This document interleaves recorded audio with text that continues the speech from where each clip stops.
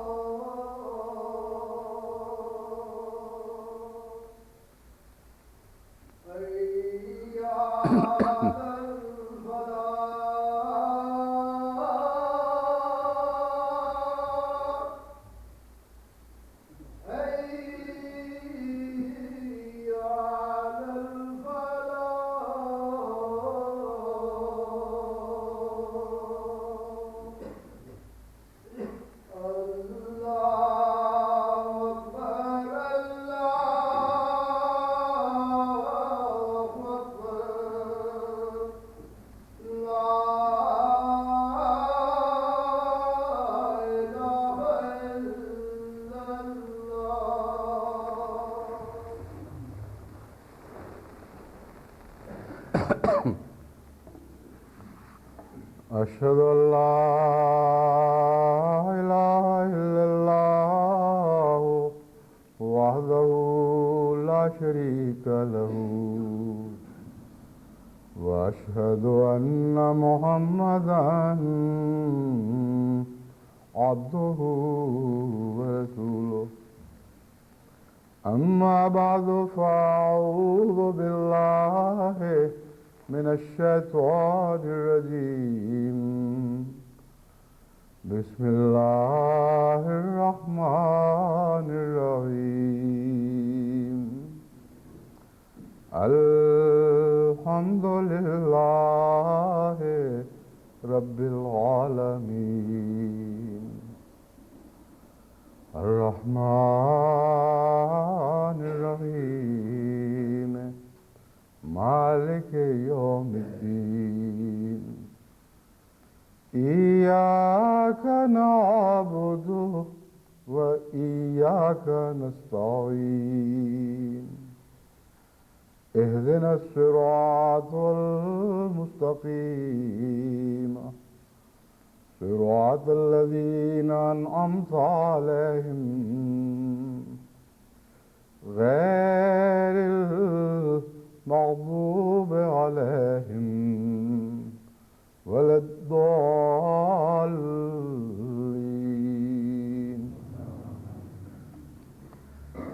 مثل الذين حملوا التوراة ثم لم يعملوها كمثل الحمار يحمل أسفارا بئس مثل القوم الذين كذبوا بآيات الله والله لا يهدي القوم الظالمين.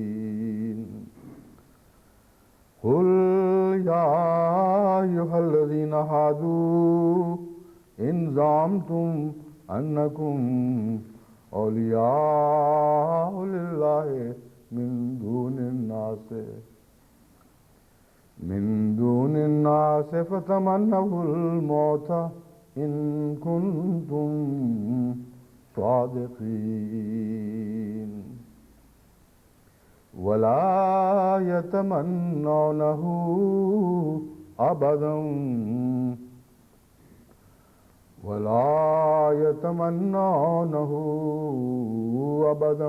بما قدمت أيديهم والله عليم بالظالمين قل إن الموت الذي تفرون منه فإنه ملاقيكم ثم تردون إلى عالم الغيب والشهادة فينبئكم بما كنتم تعملون. یہ سورہ جمعہ کی آیات 6 تا 9 ہیں جن کی میں نے تلاوت کی ہے. اس مضمون پر مزید کچھ کہنے سے پہلے بعض اعلانات ہیں. لجنہ امائلہ ناصرات الاحمدیہ جرمنی کا 16واں سالانہ اجتماع کل 15 جولائی بروز ہفتہ سے شروع ہو رہا ہے اور 17 جولائی تک جاری رہے گا. میں نے کہا تھا بعض اعلانات دراصل ایک ہی ہے، اس کے علاوہ اور کوئی اجتماع کی اطلاع مجھ تک نہیں پہنچی. پہلے چونکہ زیادہ ہوا کرتے تھے اس لیے عادتاً منہ سے بعض اعلانات نکل گیا. تو لجنہ امائلہ کے اور ناصرات کے اس اجتماع میں دوست ان کو دعا میں یاد رکھیں. اللہ ان اجتماعات کو بابرکت فرمائے اور ہر پہلو سے ایسی برکتیں عطا فرمائے جو دائمی رہنے والی ہوں، اجتماع کے دنوں کے ساتھ ختم نہ ہو جائیں. جن آیات کی میں نے تلاوت کی ہے ان کا مضمون بہت ہی دلچسپ اور گہرا اور عبرتناک ہے. پہلے بھی بارہا اس آیت کی تلاوت کے حوالے سے مذہبی قوموں کے اس ادبار کا ذکر کر چکا ہوں جب وہ اپنی تعلیمی ذمہ داریوں کو بھلا دیتی ہیں. قرآن کریم نے جو نقشہ کھینچا ہے اس کے 2 پہلو ہیں جو ایک دوسرے کے بعد نظر کے سامنے ابھرتے ہیں. پہلا یہ ہے کہ وہ تمام لوگ جو اہل کتاب ہیں وہ تمام تر اس آیت کے مضمون کے مخاطب بنتے ہیں. مثل الذین حملوا التوراۃ، یعنی تورات صرف یہود کے علماء اور ربانیین کے لیے تو نازل نہیں ہوئی تھی بلکہ ان تمام کی خاطر نازل کی گئی تھی جنہوں نے موسیٰ کو قبول کیا اور اس پر ایمان لانے کے نتیجے میں اس کی شریعت کے پابند ٹھہرے. بس قرآن کریم فرماتا ہے کہ وہ تمام اہل کتاب جن کو تورات سب کو عطا کی گئی تھی لیکن پھر اس کتاب کا بوجھ انہوں نے اٹھانا ترک کر دیا، یعنی اس کی پابندیوں سے بری ذمہ ہو گئے اور آزاد ہو گئے. ان کی مثال ایک ایسے گدھے کی سی ہے جس پر کتابوں کا بوجھ ڈالا جائے، اور کتابوں کا بوجھ جب گدھے پہ ڈالا جاتا ہے تو 2 طرح کے واقعات رونما ہوتے ہیں، یعنی طبی نتیجے 2 ظاہر ہوتے ہیں. اول یہ کہ گدھے کو کچھ پتہ نہیں کہ اس کے اوپر کیا لدا ہوا ہے، اور اس کی بلا سے جب یہ بوجھ اترے تو وہ فرحت محسوس کرتا ہے، فراغت محسوس کرتا ہے کہ شکر ہے اس مصیبت سے چھٹکارا ملا، کیونکہ وہ جانتا نہیں کہ اس بوجھ کی قیمت کیا ہے، اس لیے اس کے نزدیک اس کی کوئی بھی قدر نہیں ہوتی. اور ایسی کامل مثال ہے کہ ہر پہلو سے کامل طور پر ان مذہبی قوموں پر چسپاں ہوتی ہے جن کو اللہ تعالیٰ ایک نعمت عطا کرتا ہے، پھر وہ خود اس نعمت کو سمجھنے کے اہل نہیں رہتے، اور جب وہ نعمت اس لائق نہیں ٹھہرتی کہ وہ اس سے استفادہ کریں، اس سے پیار محبت بڑھائیں، اس نعمت کے نتیجے میں خود بھی فیض اٹھائیں اور دنیا کو بھی فیض پہنچائیں، تو ایک محض ایسا بوجھ ہے جیسا گدھے کے اوپر کتابوں کا بار ہو، اور پھر وہ لازماً اسے اتار پھینکتے ہیں۔ ثم لم یحملوها میں یہی مضمون ہے جو بیان ہوا ہے، پھر انہوں نے اس کو نہیں اٹھایا۔ جیسے گدھے بھی جب کتابیں ڈالی جاتی ہیں تو ہمیشہ پھر کتابیں اپنی کمر پہ اٹھائے ہوئے اسی کے ساتھ تو نہیں سویا کرتے اور اسی کے ساتھ تو نہیں زندگی گزارتے۔ جب منزل پہ پہنچے ان کتابوں کا بوجھ اتارا اور فارغ ہو گئے۔ دوسرا پہلو اس کا علماء ہیں جو بائبل کے علماء خصوصیت کے ساتھ اس آیت کے پیش نظر ہیں۔ ایک طرف تو قرآن کریم فرما رہا ہے کہ انہوں نے بوجھ اتار دیا، دوسری طرف مثال دے رہا ہے کہ گدھے ہیں جنہوں نے بوجھ اٹھایا ہوا ہے۔ تو اس دوسرے پہلو سے جب ہم نظر ڈالتے ہیں تو علماء کا نقشہ سامنے آتا ہے جنہوں نے بوجھ نہیں اتارا بلکہ اس بوجھ کو اٹھائے پھرتے ہیں اور اعلان یہ کرتے ہیں کہ ہم ہی اس بوجھ کے کلیتاً ضامن اور مالک بن بیٹھے ہیں، ہم سے ہی جو چاہے، جو آنا چاہے تعلیم حاصل کرے، ہم ہی مذہب کی کلیتاً اجارہ داری حاصل کر چکے ہیں، ہم مذہب کی نمائندگی اختیار کر چکے ہیں، بس جس نے کچھ علم سیکھنا ہے ہم سے آ کے سیکھے۔ تو مذہبی کتابوں کا اجارہ دار بن جانا جب تنزل کے دور میں علماء کے سپرد ہو جاتا ہے تو اس وقت کا نقشہ ہے جو بہت ہی خوبصورت الفاظ میں کھینچا گیا ہے۔ قوم کا فرض تھا ان میں سے ہر فرد تورات کی تعلیم کو سمجھتا، اس پر عمل کرتا اور اس کا نگران اور محافظ بننے کی کوشش کرتا۔ اس صورت میں تورات کی تعلیم ان کی نگران ہو جاتی اور ان کی حفاظت کرتی، لیکن قوم نے بحیثیت قوم اس تعلیم کی ناقدری کی، اس سے پیٹھ پھیر لی اور اپنے گلوں سے بوجھ اتار دیا، اور پھر کیا ہوا؟ پھر یہ بوجھ گدھوں پر آ پڑا، ان گدھوں پر جو اس کو سمجھنے کی اہلیت ہی نہیں رکھتے۔ اور امر واقعہ یہ ہے کہ جب قوم ایک چیز کی ناقدری کرتی ہے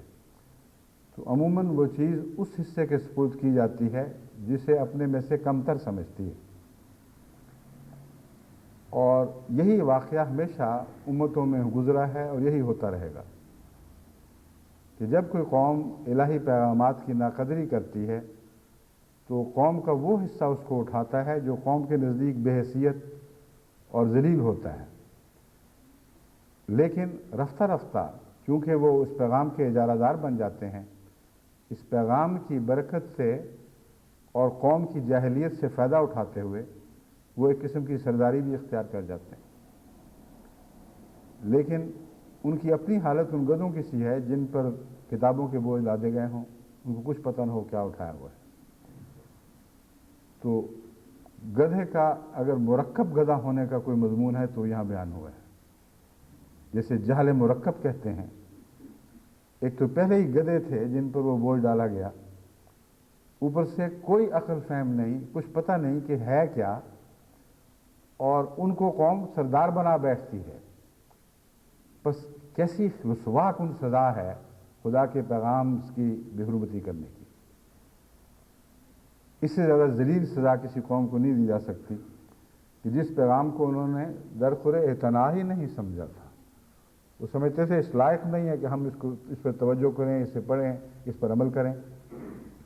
اٹھا کر قوم کے اس حصے کے سپرد کر دیا جو ان کے نزدیک ادنیٰ اور معمولی حیثیت کے لوگ تھے۔ پھر خدا کی تقدیر نے ان کو ہی ان کا مذہبی سردار بنا دیا، اور ایسا ہی مذہبی سردار جو پہلے ہی بے حیثیت ہوں، اوپر سے عقل نہ ہو کہ خدائی پیغام کو سمجھ سکیں، وہ قوم کے لیے سب سے بڑی لعنت بن جاتے ہیں۔ یہ تمام مذہبی تاریخ کا خلاصہ ہے جو اہل کتاب کے حوالے سے قرآن کریم کی اس آیت کریمہ نے ہم پر کھول دیا ہے۔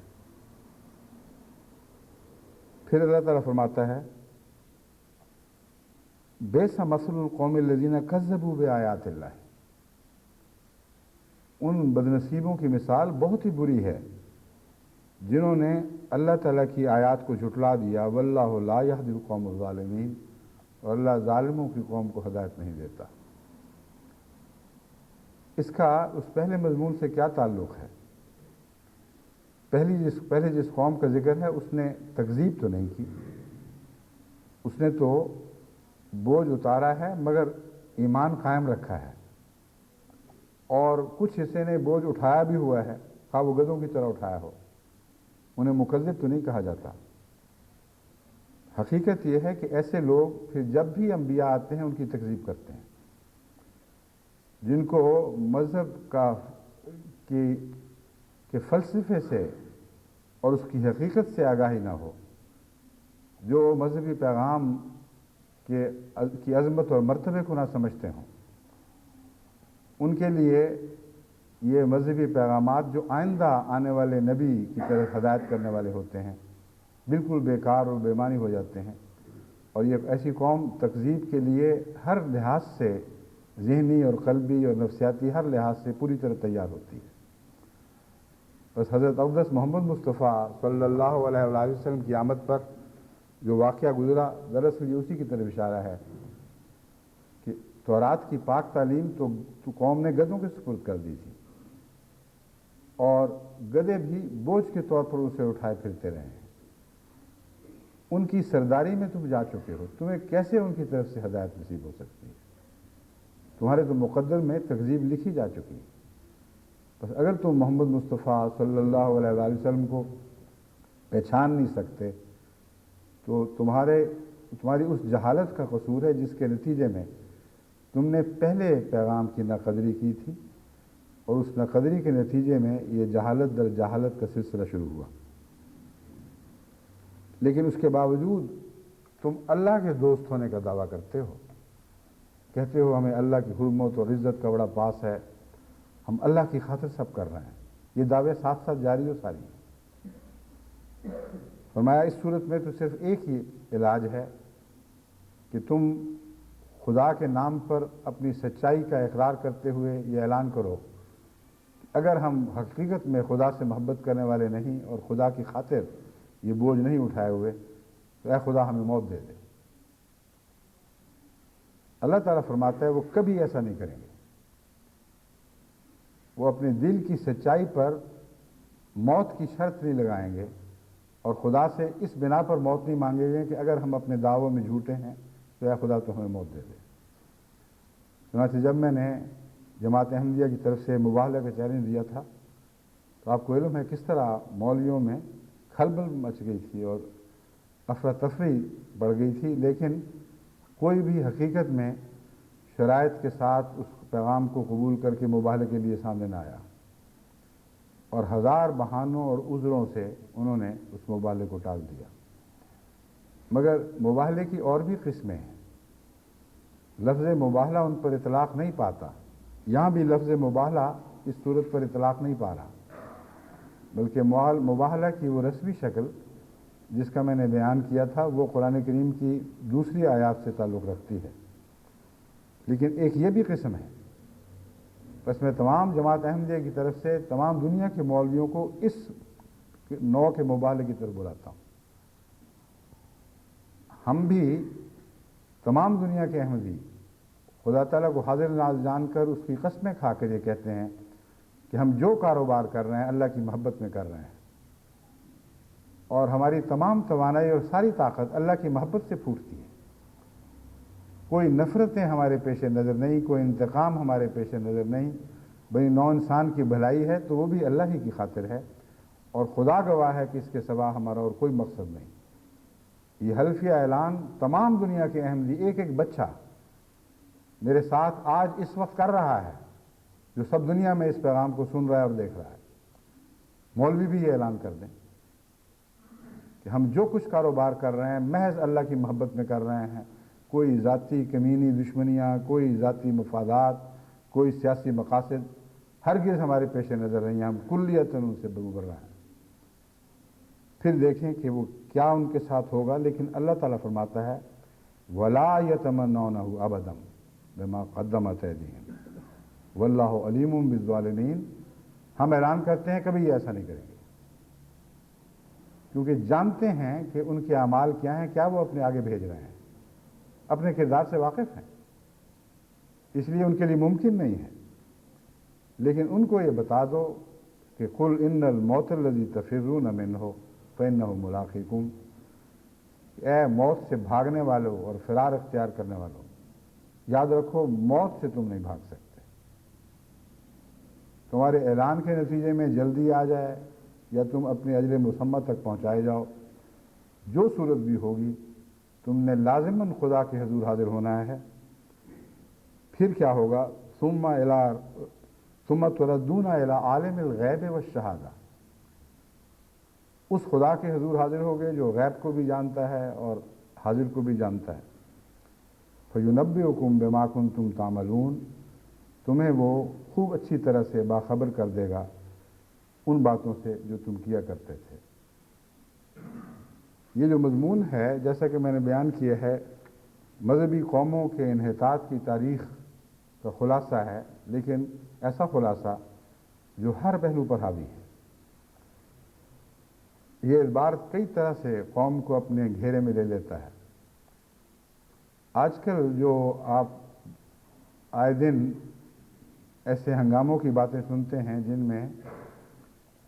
انبیاء کی عصمت اور عزت اور احترام کے نام پر بنائے جانے والے قانون زیر بحث ہیں،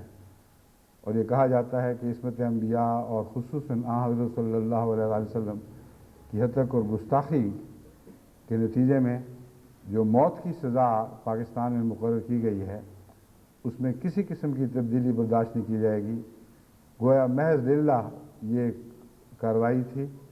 اور اس کے خلاف کوئی حرکت، کوئی قانون، کوئی کوشش قابل برداشت نہیں۔ یہ جو ہنگامہ آرائیاں پاکستان میں ہوتی رہی ہیں اور بنگلہ دیش میں بھی چلائی جا رہی ہیں اور بعض ملکوں میں بھی یہ تحریک اسی طرح آہستہ آہستہ آگے بڑھائی جائے گی۔ میں نے فیصلہ کیا ہے کہ میں اس کے تمام پہلوؤں پر ایک خطبات کے سلسلے میں روشنی ڈالوں۔ متفرق مواقع پر سوال و جواب کی مجالس میں یہ باتیں زیر بحث لائی جا چکی ہیں۔ جب سلمان رشدی کا قصہ ہوا تھا اس وقت بھی جماعت کے موقف کے طور پر میں نے یہ باتیں بیان کی تھیں، مگر میں چاہتا ہوں کہ قوم پر حجت تمام کرنے کے لیے ایک دفعہ اس مضمون کے ہر پہلو سے پردہ اٹھا دوں، تاکہ ایک بات اتنی کھل جائے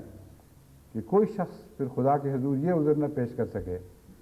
کہ ہمیں معاملے کی سمجھ نہیں آئی تھی، ہم تو ان باتوں سے واقف نہیں تھے۔ پہلی بات تو میں یہ بتانا چاہتا ہوں کہ جو کچھ ہو رہا ہے اس کا اس آیت کریمہ سے گہرا تعلق ہے۔ وہ قومیں جو ذاتی مذہبی علم نہیں رکھتی، یعنی مذہبی علم سے بے اعتنائی کے نتیجے میں اس علم کی طرف توجہ ہی نہیں رہتی، اور عامت الناس الگ ہو جاتے ہیں اور مولوی مولانے الگ ہو جاتے ہیں۔ قوم کے دو طبقے بن جاتے ہیں، ایک وہ جنہوں نے الہی کلام اور پیغام کو بالکل نظر انداز کر دیا ہے اور ذاتی طور پر مذہب کا کوئی بھی علم نہیں رکھتے، سوائے چند معمولی باتوں کے ان کو اور مذہب کی کسی حقیقت کا علم نہیں ہوتا۔ لیکن کچھ ایسے لوگ ہیں جو پھر اس میں اسپیشلسٹ کہلاتے ہیں، یعنی وہ کہتے ہیں کہ تمام مذہبی انبار ہمارے گردنوں پر ڈالے گئے ہیں، ہم سمجھتے ہیں، وہ مذہب کے نمائندہ بن کے اٹھ کھڑے ہوتے ہیں۔ ایسے لوگ جب مذہب کی نمائندگی میں کچھ بات کہتے ہیں تو قوم کی اکثریت ذاتی طور پر اس تحقیق کی اہلیت ہی نہیں رکھتی کہ وہ سچ بول رہے ہیں یا جھوٹ بول رہے ہیں۔ جو بات بیان کرتے ہیں وہ حقیقت میں مذہب کی بات ہے بھی کہ نہیں، اپنے نفس کا جھوٹ ہے، اپنے نفس کی تعلی ہے، اپنی انانیت کے قصے ہیں، یا حقیقت میں خدا اور رسول کی باتیں ہیں، یہ تمیز کرنے کی اہلیت ان قوموں میں نہیں رہتی۔ اس کے بعد ان کا مذہب جن کا ان کو علم نہیں،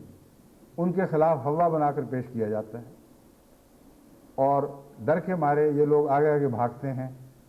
اور امن کی پناہ گاہیں ڈھونڈتے ہیں کہ کسی طرح اس مصیبت، اس بلا سے چھٹکارا ملے۔ لیکن پیچھا کرنے والوں کا اعلیٰ مقصد بھی خدا اور خدا کی محبت نہیں ہوتی، جیسا کہ اس آیت کریمہ سے خوب واضح ہو چکا ہے۔ ان کی شرطیں اور قسم کی ہوتی ہیں، دنیاوی مفادات سے تعلق رکھتی ہیں، ذاتی انتقامات سے تعلق رکھتی ہیں، اور خدا کی محبت کا نہ قصے کے آغاز میں ذکر، نہ درمیان میں، نہ آخر پر، اس سے بالکل بے تعلق باتیں ہوتی ہیں۔ بس ان دنوں میں جو ناموس رسول کے نام پر تحریک چلائی جا رہی ہے، اس کے جو مختلف پہلو ہیں وہ میں آپ کے سامنے کھول کر رکھنا چاہتا ہوں، یعنی تمام دنیا کے مسلمانوں کے سامنے خصوصیت سے، تاکہ وہ ان کو سمجھیں اور کچھ روشنی حاصل کریں، ان اندھیروں میں نہ بھٹکتے رہیں جہاں ان کی گزشتہ بے اعتنائیوں نے انہیں جا پہنچایا ہے۔ اول تو یہ بات کھول کر پیش کرنے کے لائق ہے کہ اس تحریک یا اس جیسی تحریکات کے محرکات کیا ہیں۔ کیا یہ سیاسی اغراض کی خاطر اور سیاسی غلبے کی خاطر بعض مولویوں کے بہانے ہیں جو انہوں نے قوم کے سامنے رکھے ہیں، یا حقیقت میں ناموس رسول یا ناموس خدا کی خاطر اس کی محبت میں وہ سب تحریکات چلا رہے ہیں؟ یہ غور طلب باتیں ہیں۔ پہلے میں اسی حصے پر کچھ گفتگو کرتا ہوں۔ امر واقعہ یہ ہے کہ کل عالم اسلام میں اس وقت ملائیت اور مسلمان سیاستدانوں کے درمیان ایک جد و جہد جاری ہے، اور اس کا نہ ناموس خدا سے کوئی تعلق ہے، نہ ناموس رسول سے کوئی تعلق ہے۔ یہ اصطلاحیں اب پاکستان اور ہندوستان اور بنگلہ دیش میں گھڑی گئی ہیں، ورنہ تاریخ اسلام تو اس سے بہت پہلے سے ہے، جبکہ قصے نہ اٹھائے گئے نہ زیر بحث لائے گئے۔ آج بھی جو مصر میں فسادات ہوتے رہتے ہیں اور مستقل حکومت اور ملانوں کے درمیان جد و جہد جاری ہے، وہ کس عصمت انبیاء کے نام پر کس کی خاطر ہے؟ الجیریا میں جو کچھ ہوتا رہا ہے اور ہو رہا ہے، اس کا عصمت رسول سے بڑا کیا تعلق ہے؟ ایران نے جس نام پر ایران میں ملانوں نے جس نام پر قوم پر غلبہ حاصل کیا،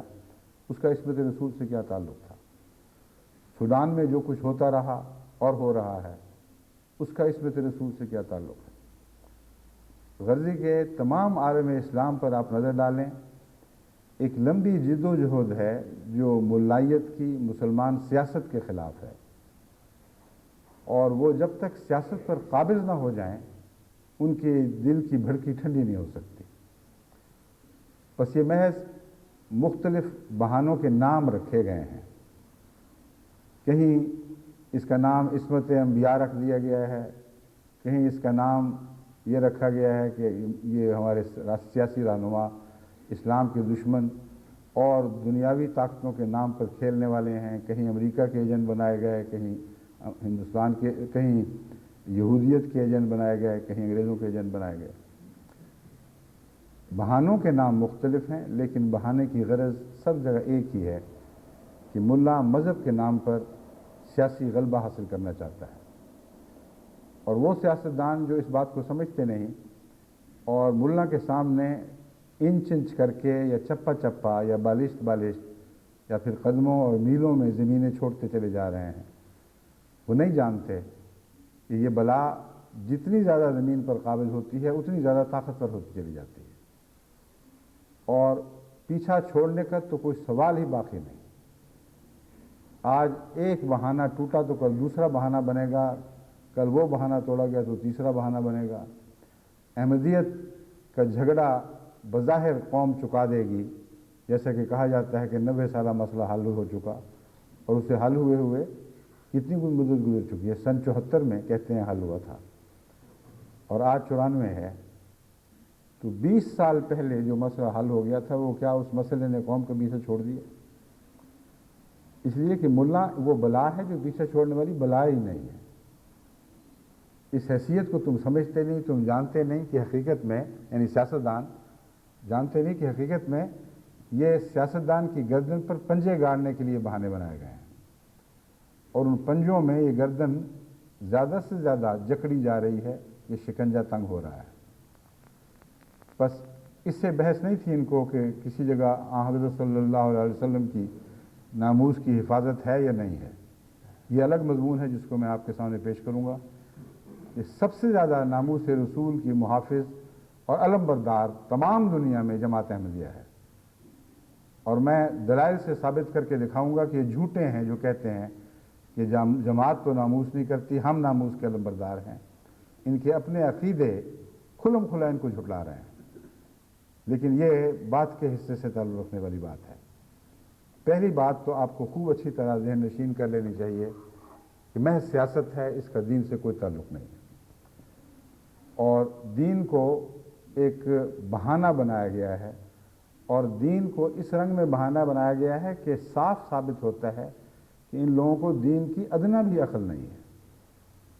ایک ذرہ بھی شناسائی نہیں ہے. ان کے حساب سے تو بالکل وہی حال ہے جیسا گدے نے کتابیں اٹھائے رکھی ہوں،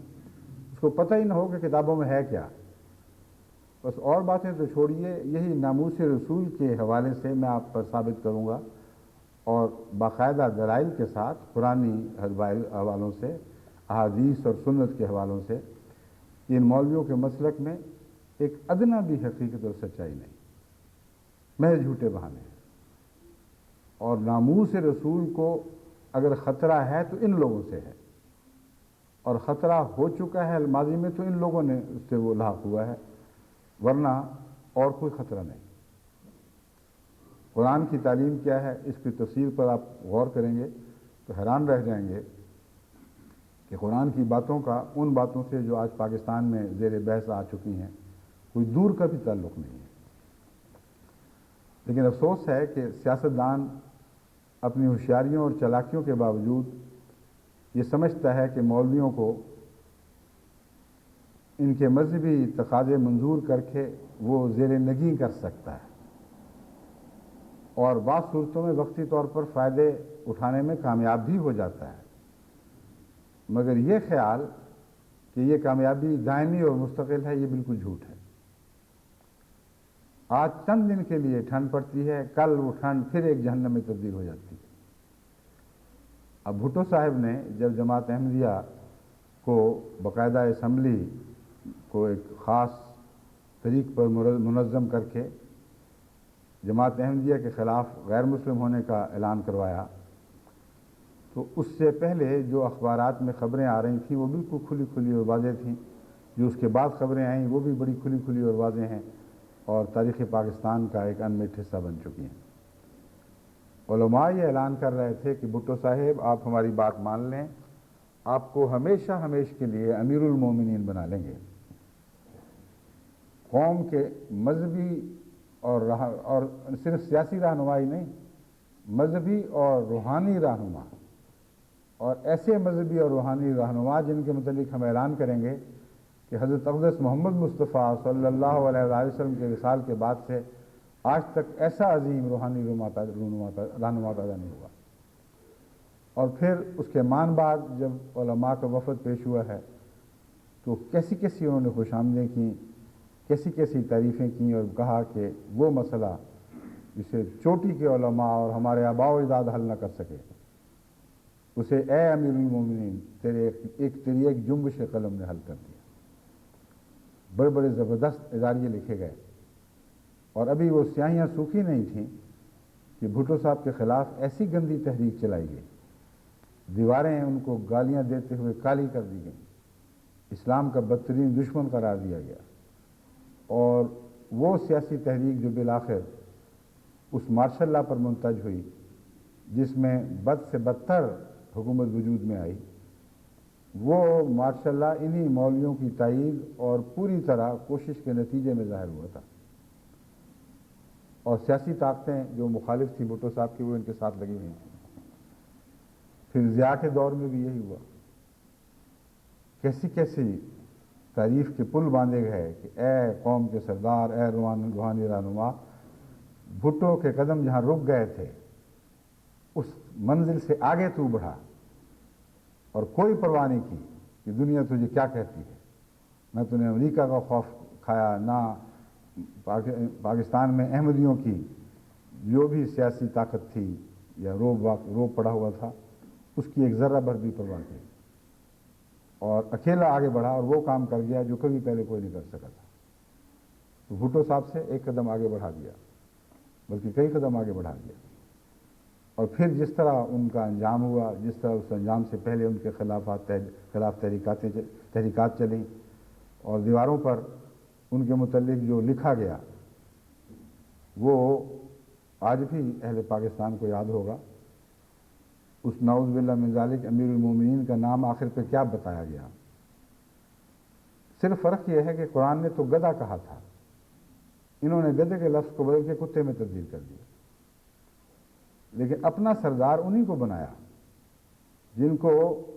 دوسرے دن خود کتا کہا اور کتے کہہ کہہ کر گدھوں سے اتارا۔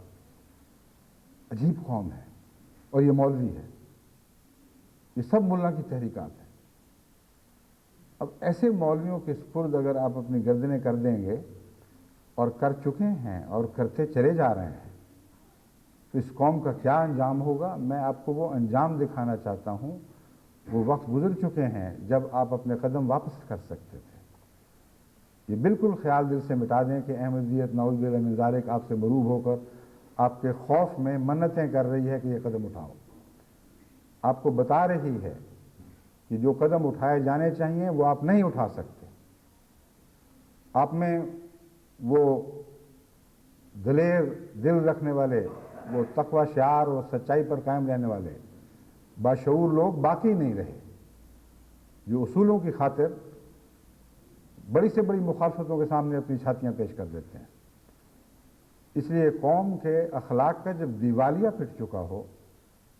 جب عقلیں ان کے سپرد کر دی جائیں جن کے متعلق قرآن کریم فرماتا ہے کہ ان کی مثال ایسی ہے جیسے گدھوں پر کتابوں کا بوجھ لاد دیا جائے، تو پھر ان سے یہ توقع رکھنا کہ وہ عقل کی بات کو سنیں گے اور اپنے اندر کوئی پاک تبدیلی پیدا کریں گے، یہ خود ایک بے عقلی کی بات ہے۔ تو پھر کیوں ایسا کیا جاتا ہے؟ معذرتاً الی ربنا،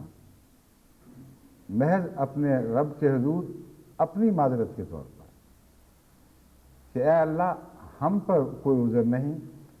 ہم کو جو پیغام پہنچانے کے لیے مقرر فرمایا گیا تھا ہم اس پیغام کا حق ادا کر چکے ہیں، اس ابلاغ کا حق ادا کر چکے ہیں۔ آگے اس قوم کا مقدر ہے یہ بات مانے یا نہ مانے، مگر ہم آخر وقت تک، آخری سانس تک اس پیغام کو پوری تفصیل کے ساتھ اس قوم کے سامنے کھول کھول کر رکھتے رہے ہیں۔ یہ معذرت جو قرآن سے ثابت ہے، جو سنت سے ثابت ہے، جو صحابہ کے کردار سے ثابت ہے کہ مرتے مرتے بعد ایسے پیغام، شہادت کے وقت آخری سانسوں میں ایسے پیغام لیے اور ساتھ یہ کہا کہ ہم بطور معذرت کے پیغام دے رہے ہیں کہ اللہ کے حضور بری الذمہ ہو کے حاضر ہوں کہ ہم نے اپنے پیغام کی ذمہ داری کو ادا کر دیا تھا، اور اس کے سوا اس کی اور کوئی غرض نہیں۔ ورنہ بارہا پہلے بھی ہو چکا ہے کہ جب کوئی سیاسی تبدیلی رونما ہوئی تو بھولے احمدیوں نے مجھے لکھنا شروع کیا کہ الحمدللہ کہ صبح آ گئی۔ مجھے یاد ہے کہ ایسے موقع پر میں نے ایک عرب شاعر کا شعر پڑھا تھا کہ الا یا ایھا الاصباح انجل، ایک لفظ ایک چھوٹ گیا، وانجلی بصبح وما الاصباح منک بامثلی، اے اندھیری رات ٹھہر اور روشن ہو جا۔ ایک ایسی صبح میں یہ کہنے کے بعد شاعر ٹھہر جاتا ہے، یا ایھا اللیل الطویل والانجلی بصبح وما الاصباح منک بامثلی، اے طویل اندھیری رات خدا کے لیے روشن ہو جا، ایک صبح کی صورت میں، لیکن کہنے کے بعد کہتا ہے وما الاصباح منک بامثلی،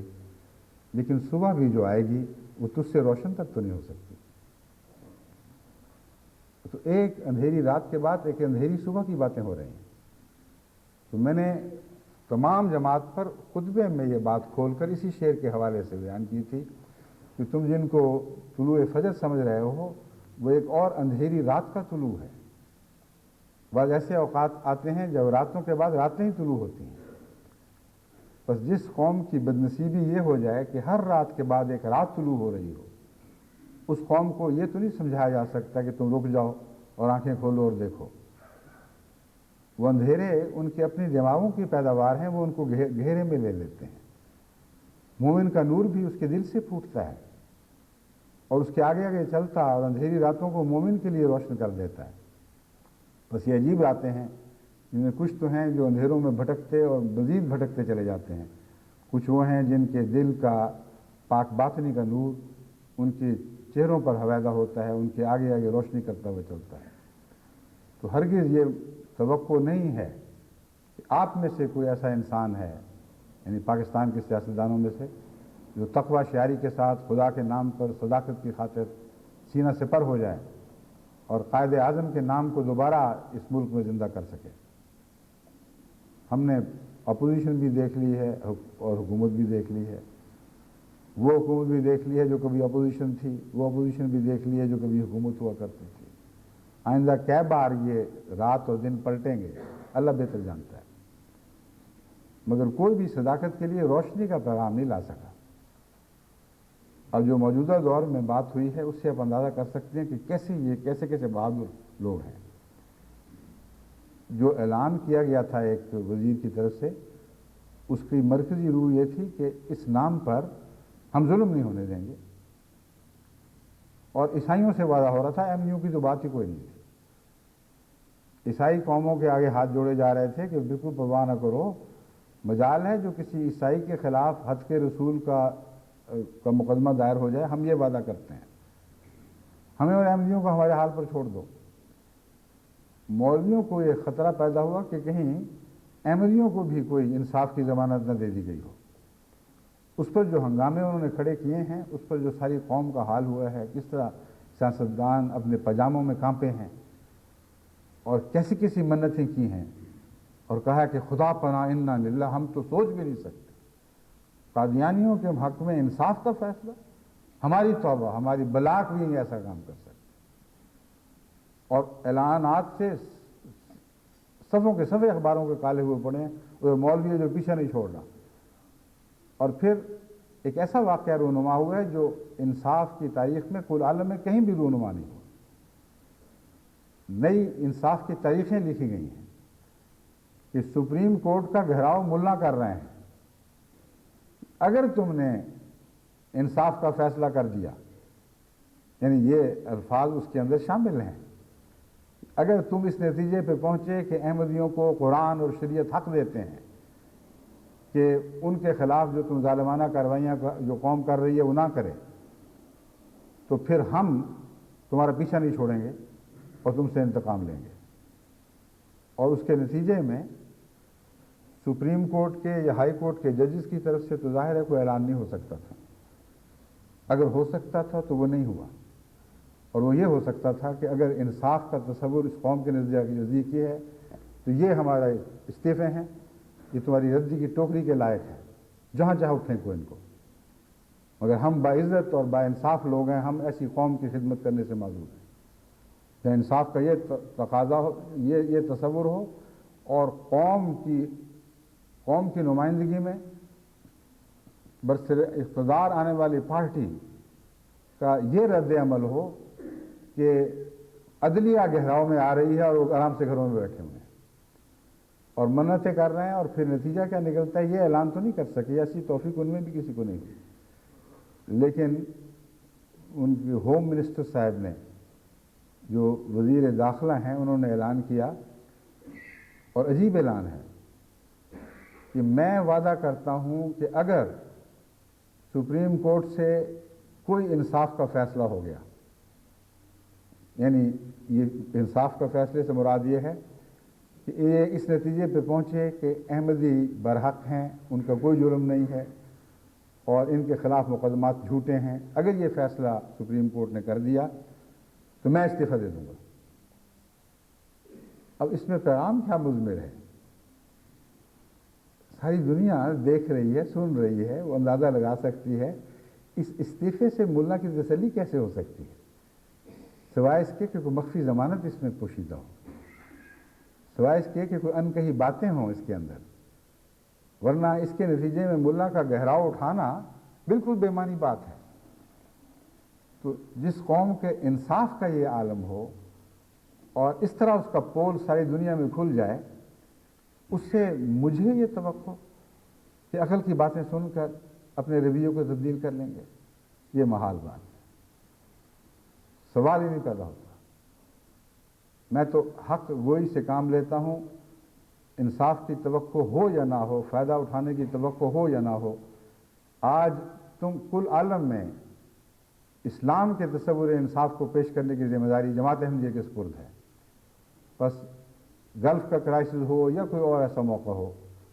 یہ جانتے ہوئے کہ ہماری آواز صدا بصحرا ثابت ہوگی، جیسا کہ میں نے پہلے بیان کیا، معذرتاً اللہ، اللہ کے حضور معذرت پیش کرتے ہوئے ہم اپنی طرف سے اپنے فرض ادا کر دیتے ہیں، اپنا فرض ادا کر دیتے ہیں اور اس ذمہ داری سے سبکدوش ہوتے ہیں۔ بس یہ وہ مضمون ہے جس کا اگلا حصہ دینی پہلوؤں سے تعلق رکھتا ہے۔ سیاست کے متعلق میں ضمناً صرف اتنا کہوں گا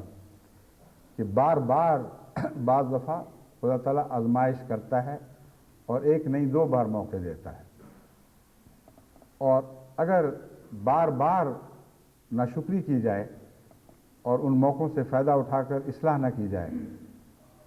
قوم کی سرداری سپرد کی جائے اور اس کے باوجود اپنی ذمہ داریوں کو ادا نہ کیا جائے، تو پھر خدا تعالیٰ کی عذاب کی تقدیر بھی نازل ہو جایا کرتی ہے۔ وہ بہتر جانتا ہے کہ کب تک مہلت ہے اور کب تک نہیں ہے، اور میں یہ سمجھتا ہوں کہ مہلت کے دن اب تھوڑے رہ گئے ہیں۔ اس لیے میں چاہتا تو یہ تھا کہ ایک ہی خطبے میں آج جلدی میں وہ ساری باتیں کہہ دوں، مگر جب میں نے مضمون کو دیکھا، اس کا احاطہ کرنے کی کوشش کی، تو اتنا وسیع تھا کہ شاید 2 خطبوں میں بھی پورا نہ ہو سکے، شاید 3 خطبوں تک یہ مضمون چل جائے۔ میری دعا ہے کہ اللہ مہلت کو اتنا لمبا تو ضرور کرے کہ کوئی عقل والے جو ہیں وہ بچ جائیں،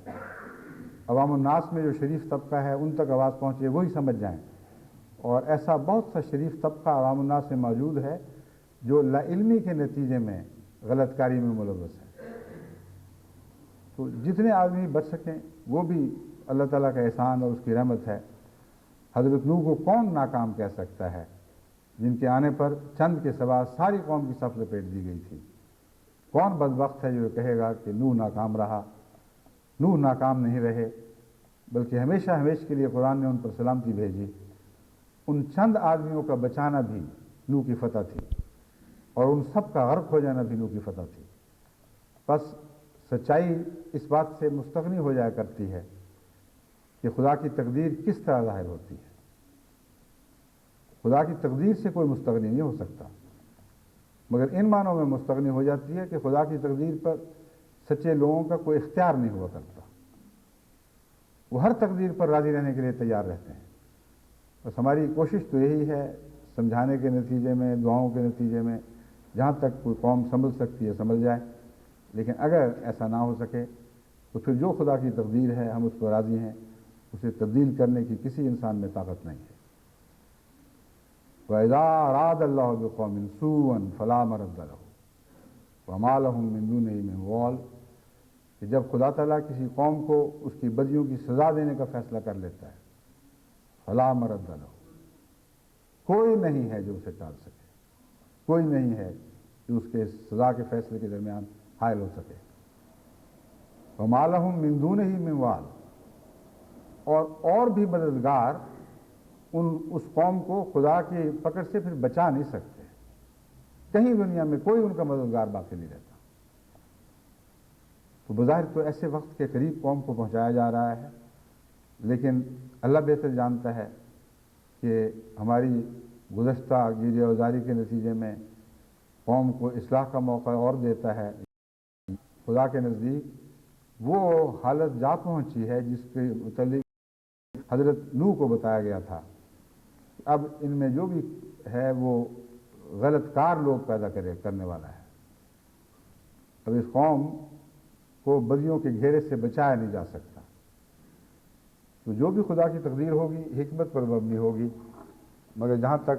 سمجھانے کی باتیں ہیں وہ تو میں نے جیسا کہ بیان کیا ہے وہ ہمارا فرض ہے اور میں سمجھاتا رہوں گا۔ توہین رسالت کی بحث میں اب میں براہ راست مذہبی پہلو سے داخل ہوتا ہوں۔ سوال یہ ہے کہ صرف توہین رسالت کا سوال ہے یا توہین خداوندی کا بھی کوئی سوال ہے، یا ملائک کی توہین کا بھی سوال ہے، یا کتب کی بھی توہین کا سوال ہے؟ توہین رسالت سے صرف حضرت اقدس محمد مصطفیٰ صلی اللہ علیہ وآلہ وسلم کی توہین کی مذموم کوشش ہے، یا دیگر انبیاء کی توہین کا بھی کوئی سوال ہے؟ یہ بھی سوال اٹھتا ہے کہ کیا وہ انبیاء جو کسی قوم کے نزدیک سچے ہیں، انہی کی توہین کا مسئلہ اٹھتا ہے، یا ان کی توہین کا بھی مسئلہ ہے جن کو لوگ جھوٹا سمجھتے ہیں؟ ان کے متعلق قرآن کیا اجازت ہے کہ جن نبیوں کو تم سچا سمجھتے ہو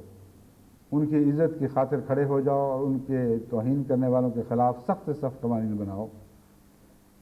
اور جن کو تم جھوٹا سمجھتے ہو ان کی تذلیل کی کھلی اجازت دو، تو پھر ساری دنیا میں مذہب کے نام پر فساد پھیل جائے گا، کیونکہ تمام دنیا میں بکثرت ایسے ہیں جو اکثر نبیوں کو جھوٹا سمجھتے ہیں۔ یہ علماء کی جہالت کی حد ہے کہ اس بات کو سمجھتے نہیں کہ اسلام کے سوا کوئی بھی ایسا مذہب نہیں جس نے تمام دنیا کے انبیاء کی عصمت کی حفاظت کی ہو اور انہیں سچا قرار دیا ہو۔ اگر ہے تو کوئی نکال کے دکھائیں۔ اور ایسی جاہل قوم ہے کہ پاکستان کے علماء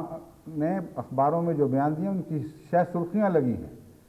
کہ اسلام صرف ایک اسلام ہے جس نے عصمت رسالت کا تصور پیش کیا ہے، اور کسی قوم کسی مذہب میں یہ تصور نہیں۔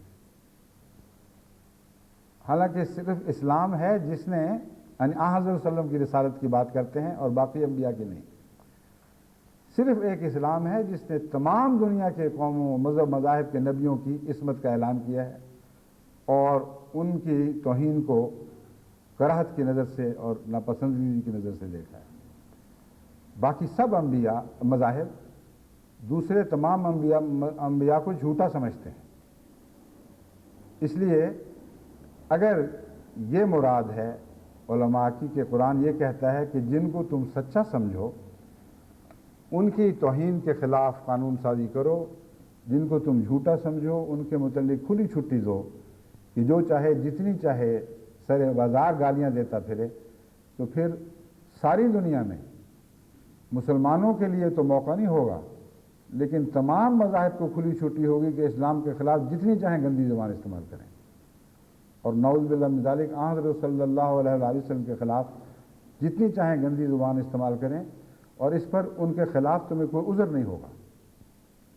کیونکہ قرآن کریم نے یہ مسئلہ اللہ کے حوالے سے اٹھایا ہے، اور اصل بات اللہ کے حوالے سے ہی شروع ہونی چاہیے۔ یہ عجیب بات ہے کہ مولوی توہین رسالت کی باتیں کرتے ہیں، توہین خداوندی کا کوئی تصور ہی نہیں۔ اس لیے بات وہاں سے شروع ہوگی جہاں سے قرآن شروع کرتا ہے، جہاں سے عقل کا تقاضا ہے کہ بات شروع ہو۔ انبیاء کو عزتیں گھر سے تو لے کے نہیں آئے، انبیاء کو تو تمام تر عزت اللہ تعالیٰ کی طرف سے عنایت ہوئی ہے۔ اگر اللہ ہی کی عزت باقی نہ رہے تو انبیاء کی عزت کو کسی نے کیا کرنا ہے؟ اس لیے بات اللہ کے حوالے سے شروع ہوگی۔ پہلا سوال یہ اٹھتا ہے، اور قوم کو چونکہ علم نہیں کہ مذہب کیا ہے یا قرآن کیا کہتا ہے، اس لیے میں ان کو یہ حوالہ دے کر سمجھانے کی کوشش کر رہا ہوں کہ آپ کو کم سے کم مولویوں سے یہ پوچھنا تو چاہیے کہ اللہ کی عصمت کا بھی قرآن کریم میں کیوں ذکر ہے کہ نہیں، کہ اللہ کی توہین کا مضمون بھی بیان ہوا ہے کہ نہیں، اگر ہوا ہے تو دکھاؤ کہاں ہوا ہے، اور پھر وہاں وہ جگہ بھی بتاؤ جہاں اس کے خلاف کسی سزا کا اعلان کیا گیا ہو۔ یہ سوال کیوں نہیں اٹھایا جاتا؟ اسمبلی کے کسی ممبر نے کسی ملا سے مڑ کے یہ سوال نہیں کیا، لیکن ملا نے تو آپ کو جواب نہیں دینا، میں آپ کو بتاتا ہوں۔ قرآن کریم میں اللہ تعالیٰ فرماتا ہے وَلَا تَسُبُّوا الَّذِينَ يَدْعُونَ مِن دُونِ اللَّهِ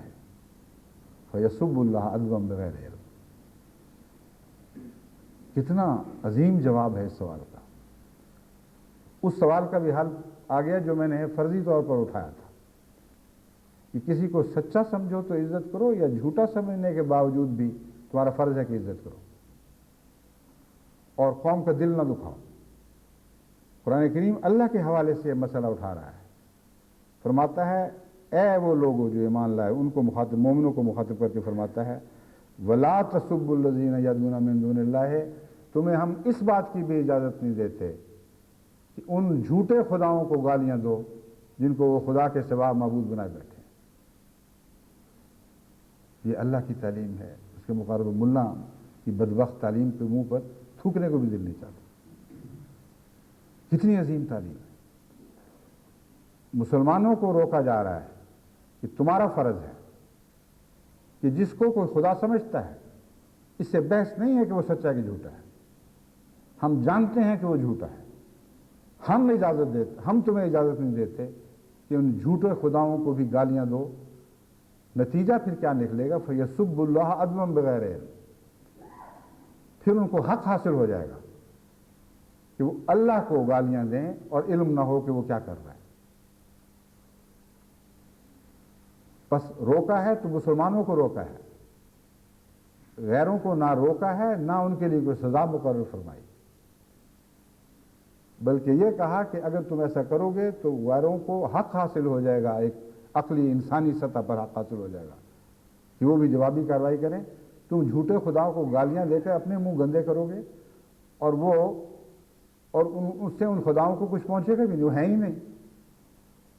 جو فضا میں چیز ہی نہیں، اس پر فائر کرنے سے وہ مرے گی کہاں سے؟ لیکن تم اپنے خدا پر وہ فائر کروا لو گے، اسے ان کی بدبختیوں کے تیروں کا نشانہ بنا دو گے۔ بس کتنی پاکیزہ، کتنی گہری، کتنی عقل پر مبنی تعلیم ہے، نہ قوم کو پتہ،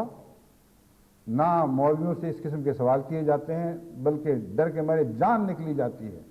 اوہ یہ کیسے ہو سکتا ہے کہ عزت کا، خدا کے اور رسولوں کی عزت کا معاملہ ہو اور ہم کوئی اور کارروائی کر بیٹھیں؟ پتہ ہی نہیں عزت ہوتی کیا ہے، پتہ نہیں قرآن کیا کہہ رہا ہے۔ اللہ کے حوالے سے بات شروع ہونی چاہیے، قرآن نے اللہ ہی کے حوالے سے بات شروع کی اور یہ تعلیم دی ہے۔ اب یہ سوال ہے کہ ہیں تو وہ جھوٹے، ہم تو جانتے ہیں کہ وہ جھوٹے ہیں، تو پھر خدا یہ کیوں کہتا ہے کہ تم نے کچھ نہیں کہنا؟ وجہ بیان فرمائی، کذالک زینا لکل امۃ عملہم، تم لوگ اتنی بات بھی نہیں سمجھتے نفسیاتی لحاظ سے کہ ہر شخص اپنے اعمال کو اچھا سمجھ رہا ہوتا ہے۔ وہ لوگ جو جھوٹے خداؤں کی عبادت کرتے ہیں، ان کے دل میں واقعی ان خداؤں کی محبت ہوتی ہے، اور ہر شخص اپنے عمل اور اپنے عقیدے کو خوبصورت بنا کر دیکھ رہا ہوتا ہے۔ بس اگر وہ لوگ جو ان کو بد نظر سے دیکھتے ہیں یا حقیقت میں مکروہ سمجھتے ہیں، وہ ان پر کھلے حملے کرنے شروع کر دیں، تو مذہب کی دنیا میں ایک عام خانہ جنگی شروع ہو جائے گی جس کا کوئی نیک انجام نہیں ہو سکتا۔ تو پھر حل کیا ہے؟ فرمایا ثم الی ربہم مرجعہم، گھبراہٹ کیا ہے، جلدی کیا ہے؟ تم سب نے خدا کے حضور حاضر ہونا ہے۔ ثم الی ربہم مرجعہم، ان سب کا بالآخر انجام یہ ہے کہ خدا کے حضور لٹائے جائیں گے، فینبئہم بما کانوا یعملون، وہ ان کو بتائے گا کہ ان کے اعمال کیسے تھے، حسین تھے یا بد تھے۔ بس اگر خدا نہیں ہے تو پھر مولویوں کی جلدی اور گھبراہٹ قابل فہم ہے۔ پھر اس دنیا میں اگر ان کی سزا سے کوئی بچ کے نکل گیا تو پھر کسی کے ہاتھ بھی نہیں آئے گا۔ اس لیے ان کی گھبراہٹ واقعی قابل فہم ہے۔ جب خدا ہے ہی کوئی نہیں تو جو سزا دینی ہے اس دنیا میں دے لو، مرنے کے بعد پھر کیا ہونا ہے۔ لیکن اگر خدا ہے اور خدا ہی کے نام پر سارے قصے ہیں، تو پھر انسان کو کسی گھبراہٹ اور تکلیف کی ضرورت نہیں ہے۔ ہر ایسے بدبخت کو خدا خود سزا دے گا جو اللہ تعالیٰ کی عزت پر ہاتھ ڈالنے کی کوشش کرے گا۔ اور اس ساری آیت میں کہیں اشارتاً یا کنایتاً بھی بندوں کو اختیار نہیں دیا گیا کہ وہ قانون کو اپنے ہاتھ میں لے کر اللہ کی ناموس کے نام پر ایک دوسرے پر تلوار چلانا شروع کر دیں۔ اب چونکہ وقت ختم ہو گیا ہے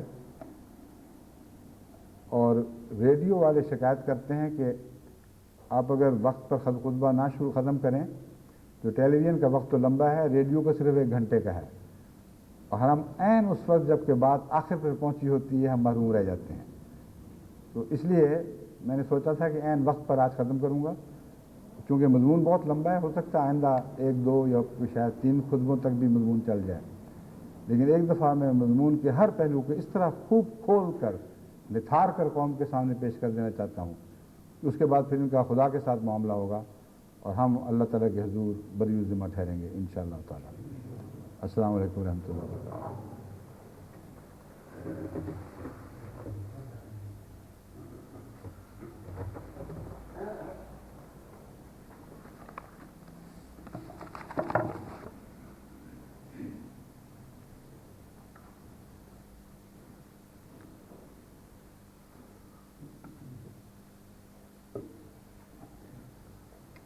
अल्हम्दुलिल्लाह नहमदुहु व नस्तईनुहु व नस्तगफिरुहु व नुमिनु बिही व नतवक्कलु अलैहि व नऊज़ु बिल्लाहि मिन शुरूरि अनफुसिना व मिन सय्यिआति अमालिना मन यहदिहिल्लाहु फला मुज़िल्ल लहु वमन युद्लिल्हु फला हादिय लहु वनशहदु अल्ला इलाहा इल्लल्लाहु वहदहु ला शरीक लहु वनशहदु अन्ना मुहम्मदन अब्दुहु व रसूलुहु। इबादल्लाह रहमकुमुल्लाह इन्नल्लाहा यामुरु बिल अदलि वल इहसानि व इताइ ज़िल क़ुर्बा व यन्हा अनिल फ़हशाइ वल मुनकरि वल बग़ि यअज़ुकुम लअल्लकुम तज़क्करून। उज़्कुरुल्लाह यज़्कुरकुम वदऊहु यस्तजिब लकुम वलज़िक्रुल्लाहि अकबर।